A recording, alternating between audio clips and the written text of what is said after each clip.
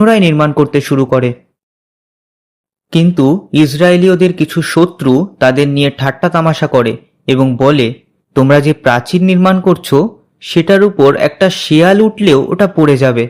যারা মেরামতের কাজ করছিল তারা এই অপমানের প্রতি কান না দিয়ে তাদের কাজ চালিয়ে যায়।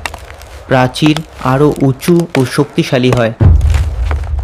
শত্রুরা বিভিন্ন দিক থেকে এসে জেরুসালেমের উপর হঠাৎ আক্রমণ করার পরিকল্পনা করে। যিহুদিরা যখন তা জানতে পারে তখন তারা খুব ভয় পেয়ে যায়। নহিমিও তাদের বলেন, শত্রুদের ভয় পেও না, জিহোবা আমাদের সঙ্গে রয়েছেন।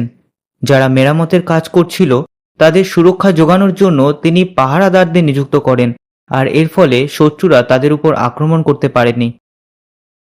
মাত্র 52 দিনের মধ্যেই প্রাচীর ও দরজাগুলো নির্মাণের কাজ শেষ হয়।